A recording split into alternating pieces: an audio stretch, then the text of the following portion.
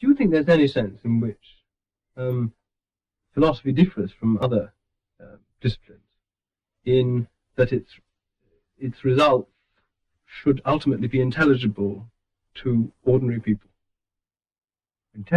Intelligible to non-philosophers. Which is clearly not a constraint physicists operate under, although perhaps they are intelligible, they don't have to be intelligible. Well, what I think is true is something like this, namely that philosophers must try to explain the relationships of ideas which every person, every man as a man, has to operate with, has to use. Ideas like that of knowledge, truth, personal identity, perception. These are ideas with which everybody is bound to operate as being a man, and these are among, at any rate, and importantly among the ideas which it's the task of the philosopher to explain, and to explain the interconnections and relationships of. Whether it follows from that his results and even his questions, except the most general question of all, must be able to be made intelligible to everybody, I'm not clear. No, I agree. I don't suppose it would follow from that. But isn't it, I mean, aren't there some concepts, I suppose you would say these are kind of second order, they're thrown up in the investigation of these basic ones, that generate some philosophical problems, I mean, logical form, entailment, and that sort of thing. Do you think the philosophical problems connected with those are of a different kind?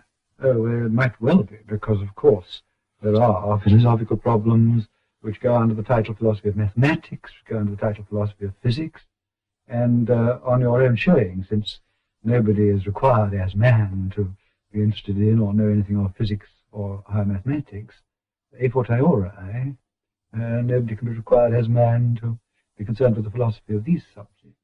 But I would go further and say that concern with these ideas, which are everybody's property, which everybody willy-nilly operates with, is the fundamental concern of philosophy. Oh. Well, I mean, what's captured in that word fundamental? Well, I think the tendency to, and perhaps I approach you here, the tendency to ask philosophical questions, or to think philosophically, is possibly endemic in the species. The children ask philosophical questions, worry about philosophical issues. And of course, when they do so, it is precisely about these common notions that we all employ that they think. But I think I want to say that in another sense, handling these notions is fundamental, because I really think, too, that to explain the more sophisticated notions probably requires, to explain them adequately, probably requires an adequate philosophy of the common notions. Yes. Yes, then that gives, I think, a more solid sense to fundamental. Yes. The sort of thing you have in mind for children would be the sort of fascination with what happens at the end of the world, and that sort of thing, and infinity, right, in general, in mystification. Yes, yes. Yes. Yeah, well, I don't know, would infinity fall into your category of things that man has to operate with? And in a sense it's cross-cutting, because he doesn't have to operate within it, but in a sense also it's perplexing for every man. As soon as you start thinking about the disposition of things in space, the series of events in time, questions of a very profound nature come up. Well, yes. You talk about handling these things. Right. Is it just the philosophy is concerned with laying bare, tracing paths between these central concepts, causality, person, body, space and time, and so on? Is that really what it's all about? Well, I think it is what it's fundamentally about. I think that there are certain concepts or classes of concepts which are absolutely basic in our scheme of things, in everybody's scheme of things. Notions like space, time, persistent body, re-identification, identification, person, action, belief, knowledge, and all these form, to my mind, a web, a closely connected, an interconnected set, and one can't hope to get really and finally clear without tracing a complex set of connections which bring all these in relation to each other. Yes. Well, isn't that a bit pessimistic in a way? Because since the list is so long, and I'm sure you don't think you've exhausted it, it's a bit like there being a building so large that you can never take in account its proportions all at once. I mean, perhaps there's something impossible about complete philosophical understanding. But what I suppose I'm skirting round is the question: has the critical,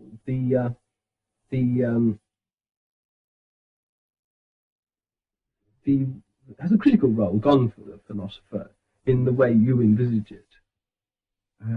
I can't think of one. So everything is all right as it is? Let's say provisionally, yes. Yes. Would you, I mean, not only do you believe that, but do you actually have an argument to think that it's right? I mean, I think there's no privileged, unique position from which we can organize and understand, and if necessary, criticize and throw out bits of the current commonly shared human conceptual scheme. There is no such position. On the other hand, of course, we can criticize not so much elements of the scheme as human beings actually operated, but typical philosophical misunderstandings of the way they actually operated. Yes. But it's central to that way of looking at it that their operation and philosophical views about their operation are very distinct. In other words, very much a rejection of what I said a moment ago, that ordinary people might take up positions on philosophical issues just by doing business. Not by doing business, but by doing business, by carrying on their ordinary transactions with each other and the world. There they use, they deploy, they employ these ideas, but they don't, except in a trivial sense, espouse a philosophical view. They might be said to espouse a philosophical view in a trivial sense, in that, as it were, they observe, if I may be allowed the analogy, the correct grammar of those concepts in using them. Mm-hmm. But this, of course, is a very far from saying that they have any notion of what that grammar is, any reflective and conscious notion of what that grammar is, and this is the role of the philosopher, precisely to exhibit it to them, or to himself.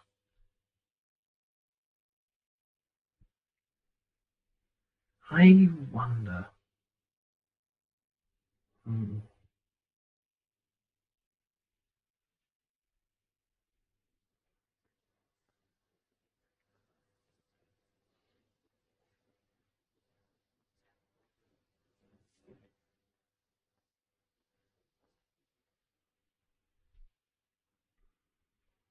I suppose it's because I think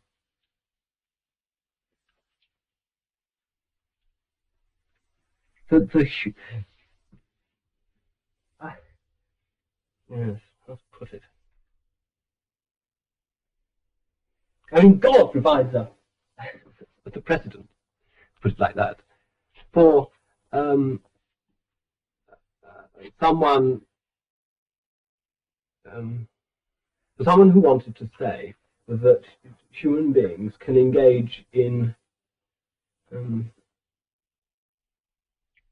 a great deal of talk which they think they understand. Structured talk, whose structure may be laid bare by a philosopher. Yeah. God's uniqueness made him uniquely difficult to relate to everything else, and of course the unthinking multitude made use of the notion, as did the learned, but the learned had great trouble in saying how to fit this notion into the other set of notions that they could handle. Well, let me try again. What about soul? Here's a part of the scheme of ordinary, perhaps not completely ordinary, but not rarefied either. The soul of a man, and people have all kinds of beliefs about it. You know, possibilities of its antedating birth, but certainly possibilities of it going on, all that sort of thing. And when you try and lay bare the connections, work you've done, they're not very satisfactory. There are connections, but they're not very satisfactory, or if you like, they're contradictory connections, or something like that. There is a distinction here between the case of the soul and the case of God, in that you can make perfectly good sense of talking about human beings' souls in a way which fits in with the rest of the scheme, although it may not be the sort of sense which is acceptable to, say, religious believers. No, but the critical question is whether it is the sense attached to it by ordinary people. Well, see, the word soul is one among many, isn't it? Mind, personality, temperament, thoughts, and so on. Well, I'm particularly thinking of the soul as with its possibility of afterlife, that sort of thing. Oh, right. Well, so long as it is connected to a set of transcendental beliefs, then it suffers from the general deficiency of other such beliefs. So long as it's integrated with one's way of talking about human beings anyway, then we can rescue it and make sense of it. You characterize a way of doing the semantics for a natural language, such as English, the formal logician's way of doing it, and you hint that this isn't the way you yourself think the subject ought to be pursued, though you treat it with a considerable amount of respect. Can you perhaps explain what you think wrong with doing it that way? Well, in general, I think it's unrealistically restrictive. Let's take an example of the sort that's been discussed recently. Let's take John kissed Mary in the garden at midnight. Now, this is typical, of course, of a whole host of sentences in which we say that somebody acted in some way, sometime, somewhen. And part of our understanding of these sentences is knowing that, for example, John kissed Mary in the garden at midnight can be true only if John kissed Mary, period, is true. Our grasp of this logical consequence of the inference of John kissed Mary from John kissed Mary in the garden at midnight is part of our understanding of this class of sentences. This is true of the whole lot of sentences of this class. Now, it might look straight off as if our understanding of this feature of these sentences was to be explained by our having hold of a fairly simple rule.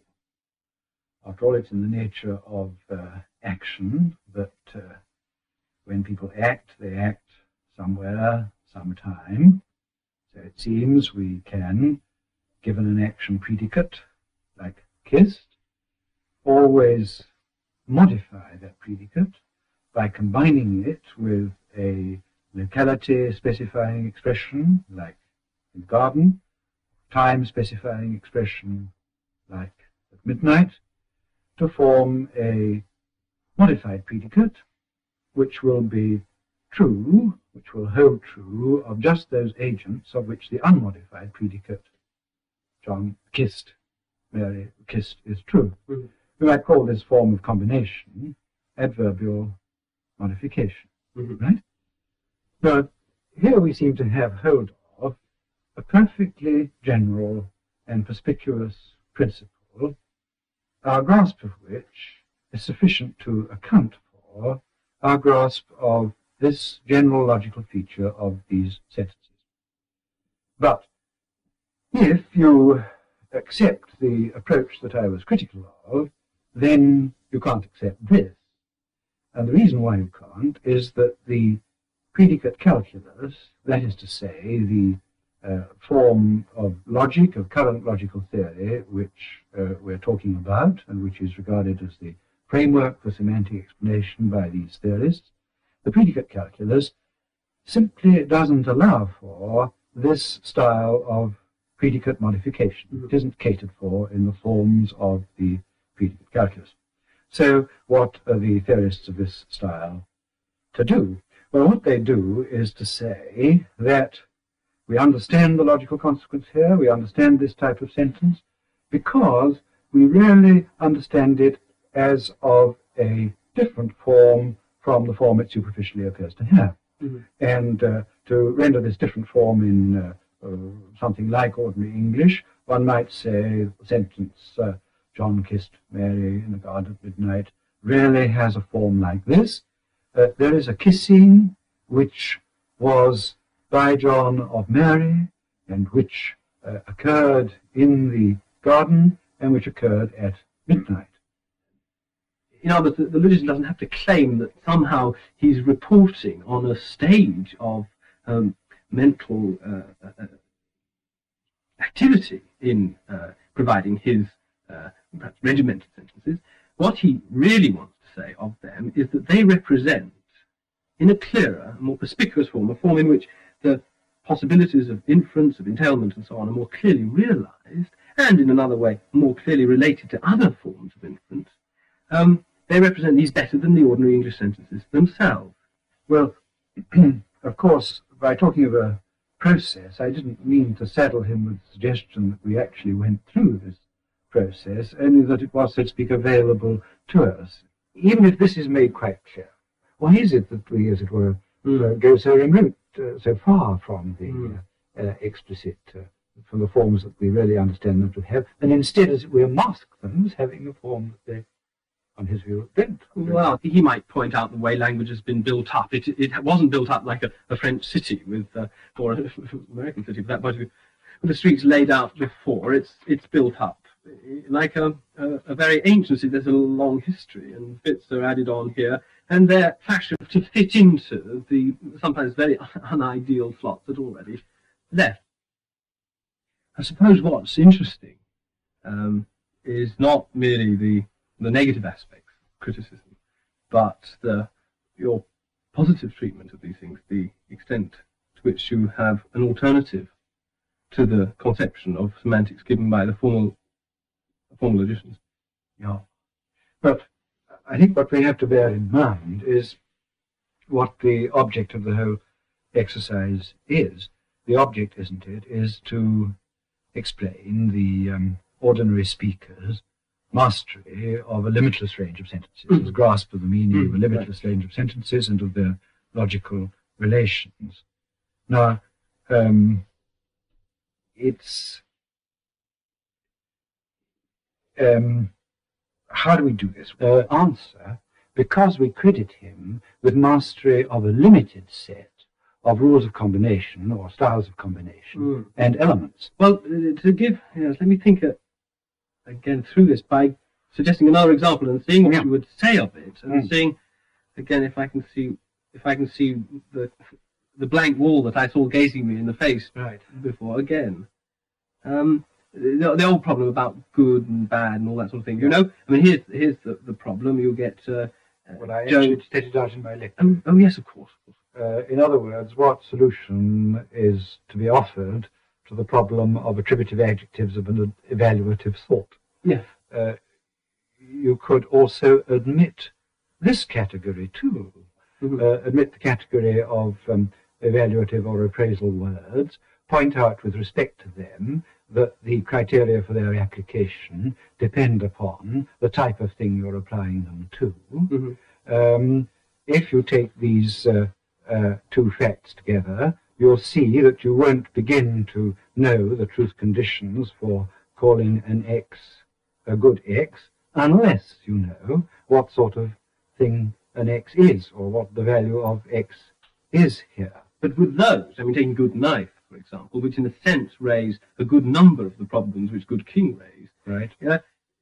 Would you suppose there to be some sort of algorithm for getting the meaning of the compound good knife from that of the element knife, together with what you said about good?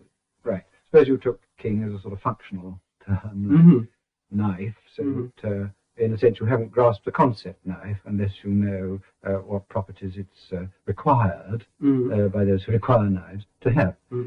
You might say king was like this. He kings it well. He's just and firm and so forth.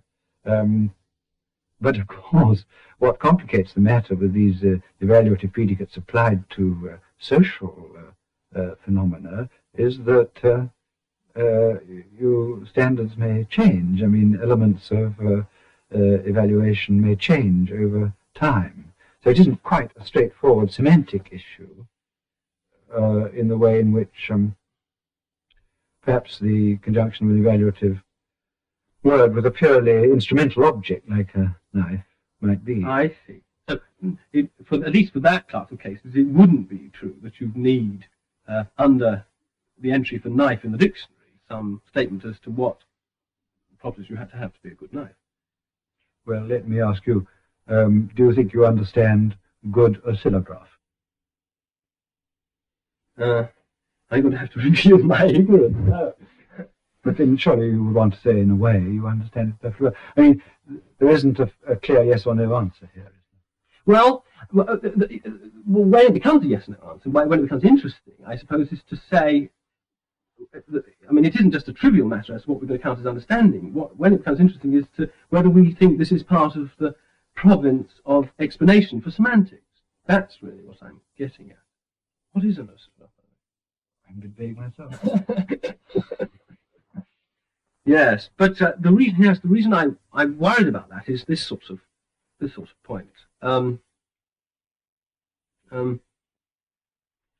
some sense, I want to say that in coupling a term like cat with a term like run, all right, you in order to understand it, you've got to know what sort of state of affairs is being asserted to obtain. And I can't put this point very clearly, but you see what I'm getting at. Suppose you took the expression not cat runs, but water runs. Ah, yes. Now, yes. You see, if you nose runs. Okay, if you wish. If you think the primary application of the word runs is to some creature with legs, and they twinkle, and that's the matter of the thing running, whatever their particular movement looks like. But obviously, at any rate, plausibly, when you make the jump from animal of any species runs to water runs, there is perhaps a real inventiveness here, a real touch of a real extension of your vocabulary, which is in a sense rather mysterious, because obviously it isn't already covered by the semantics of runs, and yet it's graspable, it's humanly graspable. Yes. And the critical question is this something that semantic theory should try and explain, or can it explain? Well, so that's really what I'm getting at, you see. Yeah. But what does seem to me important and interesting is that there really aren't any rules here. Well, in a sense, they can't be. No. Whereas in the sort of semantics we've been talking about, the whole idea was to explain human capacity by reducing the styles of combination we have to general graspable rules. It seems to me in this sort of extension, which is perhaps only a relatively trivial example of something much more important in human thought, rules are not to be had. Right. And he said, of course, what happens the minute rules are to be had, in other words, when the metaphor becomes dead and conventional, it precisely loses it ceases to draw upon the imaginative capacity we're talking about. Right. But you see, what's interesting, well, one of the things, I made the case rather difficult for myself by starting with man and cat, but in a sense, I want to say, you can't draw the line where this extension stops. That's really what I was... Well, that's good, I think, because surely when the child learns, he doesn't learn abstract specification for running, like legs moving relatively fast in relation to each other. Right. He learns it in relation to, say, a dog, perhaps, or himself, or something like that. And he does make this extension to cat, and even in that, you might say, there's an element of imaginative creativity or something of the kind. And that ties up with something I said in my lecture, which seemed to arouse some sort of response. I said that what you can't say, you can't think. And there was something not quite right about this, because, of course, we, as it were, constantly enlarge the boundaries of our language by these creative or imaginative steps. It's still, in a way, true, but it doesn't mean that you're bound within the language as it is at any particular stage. No, God, thank God for that. I mean, it was an awful, in some sense, nightmarish prospect would be if that were. Right. But interesting enough, there's another kind of fact. Actually, well, how misused the word creativity is by those linguists who refer precisely to our mastery of an indefinitely large number of sentences, but by virtue of mastery of a certain restricted set of rules, refer to this as creativity. It doesn't creativity at all. Exactly. Creativity obviously comes in where the rules give out. Or where you stretch and go where you stretch. Well, I mean, actually, we don't want to fiddle over the word creativity. I mean, in a sense, they can have creativity because, in a sense, we know what they're talking about. One can understand new sentences, but why give them a good word? Now, if we ask, what is fundamental thought at large, not thinking about subject matter on the one hand or even logic on the other, I think we're bound to say that the most fundamental feature of all is a certain dichotomy, or duality, perhaps better, of, on the one hand, the notion of the general, the universal, the repeatable in different cases, and on the other hand, the individual case, the particular case. And obviously this dichotomy is represented in logic. It's represented in the basic notion of predication, of saying of the individual case that it's of such and such a character. But in logic, this notion has an entirely general, subject-free character. Now, might we not see the unlimited generality of logic, the notion that it's totally indifferent to what you're talking about, be it numbers or objects of an ordinary kind or not, the unlimited generality of logic as arising out of an extension, a kind of imaginative extension from this basic case on the strength of certain analogies, not of a subject matter kind, but of a logical kind, the extension from this basic case to other more rarefied cases. So that we can take numbers as individual and talk of the properties of numbers, so that we can take, if you like, actions as individual and talk of the properties of actions, so that we can take propositions as individual and talk of the properties of propositions, and so forth. And the examples that come to mind do have such a character, don't they? Certainly. And so that some sort of exercise of, as it were, human imagination is involved in making this step. So, well, in the sense that we have an analogical extension of forms this time, rather than semantic contents, beyond their primary application.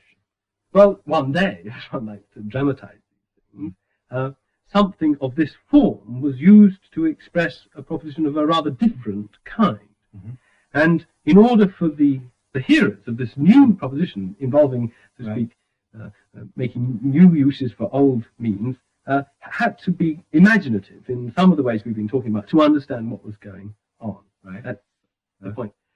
Isn't there, I mean, focusing on that move, isn't there a danger that he could only understand what was going on by somehow incorporating error into his thought, in somehow thinking of the subject too much like the subject of the other kind? I mean, let's suppose the sentence was the sentence like, his proposal was defeated.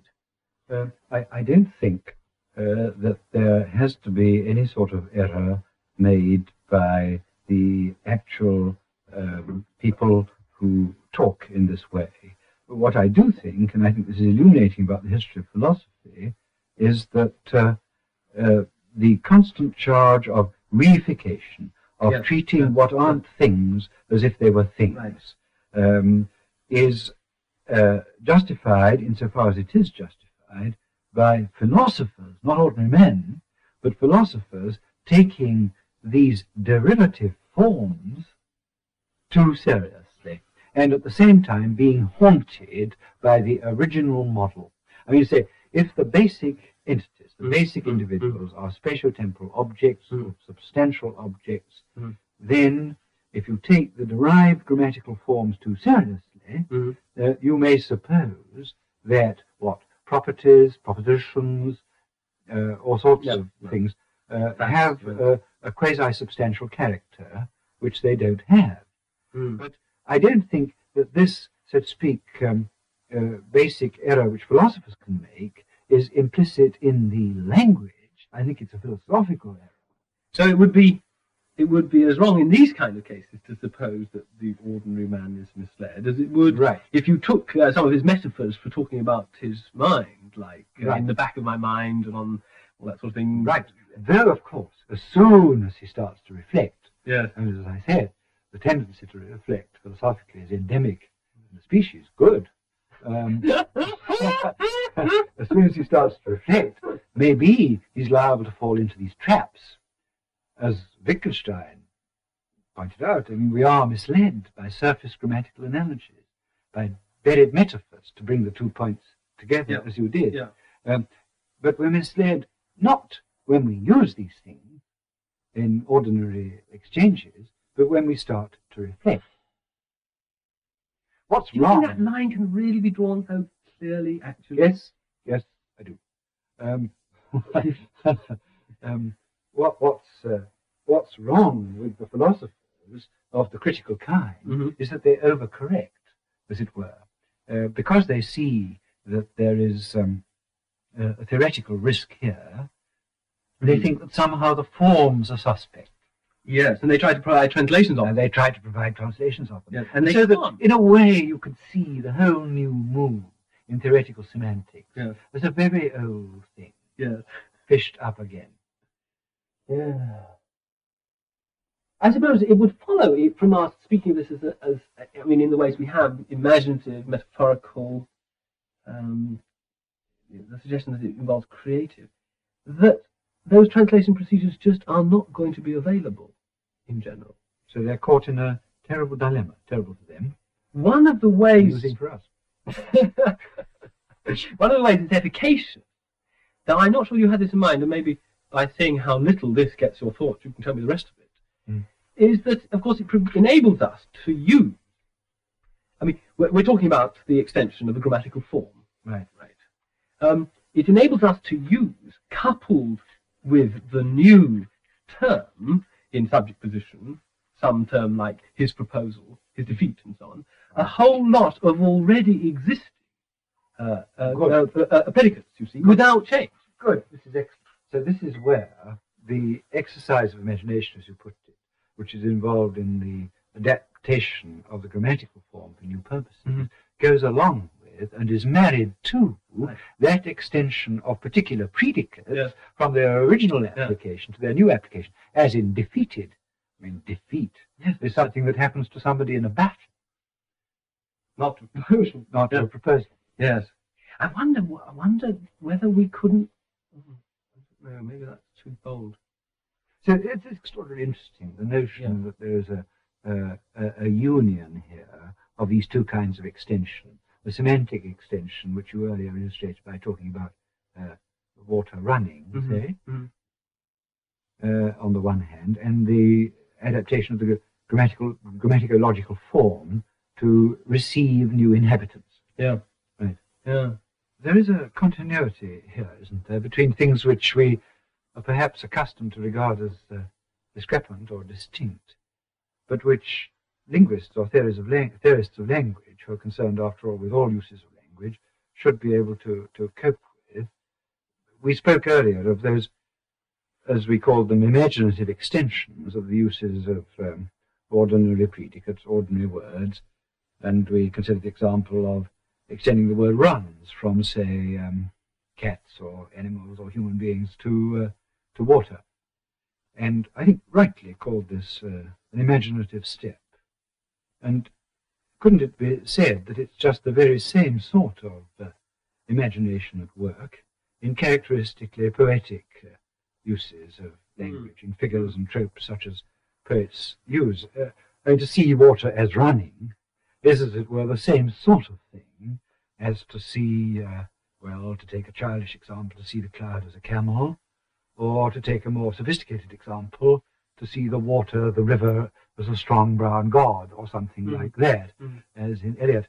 But in general, what one would like to stress is the kind of continuity here in the use of language, and indeed in thinking in general, between the poet's vision, if you like, of the world and the ordinary person's vision of the world.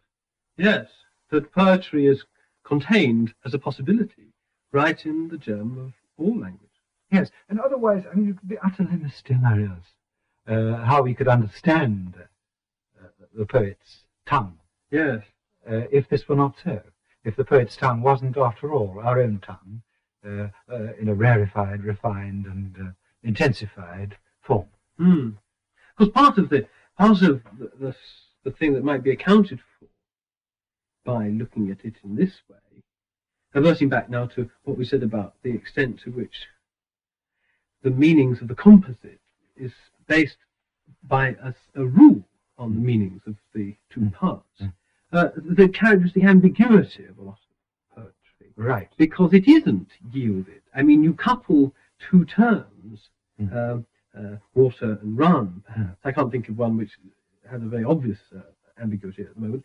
But you couple two terms, the output isn't yielded automatically by the semantic content that you have already. Good. And that's why you can't, you have this ambiguity. Yes, and one's inclined to say that really no output is yielded quite automatically, or almost none. Right. I think this reverts to a point that you made, and that after all Hume made too, when he described the imagination and attributing to this faculty the key role in the application of general words at large. He described this as a magical faculty in the soul, which is properly called a genius and is strongest and the greatest genius. He used these highly elevated forms of words to talk about the ordinary person's capacity to apply ordinary general words over a range of course, similar, but also dissimilar cases. Yes. And it is, you might say, an extension of just the same faculty, which you find in characteristically poetic use of language. And do you think the mystery he found in it was the extent to which it wasn't rule determined? Right. Yeah. I think that's yes. That in a sense the rules escape us. And this in a way is equivalent to saying that we can't reduce it to rule or not to mechanical rule. And yet it's a faculty that we must all be possessed of for the most, in a way, prosaic, or nearly the most prosaic, exercises of the mind and uses of language, as for the most obviously and conventionally poetic. What comes to mind is the thought that perhaps a lot of the emphasis placed on rules as an explanatory concept in our understanding of language has been actually misplaced. Yes, and of course it's not only the matter of the extension, the trope in the individual word, the figurative use of the individual word, but I suspect I haven't been into this at all, that there is a similarly imaginative use of grammar in poetic language. But this is a subject of investigation. Yes. I have no views about it really, except that I suspect it must be so. Yes. Remember that footnote in Austin Fox's about a lovely thing that he used to puzzle about. Let's see if I can remember it. Why is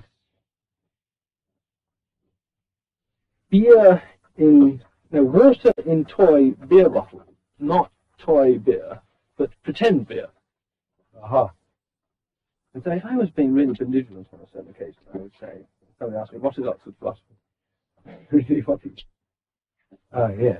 Lovely example of that.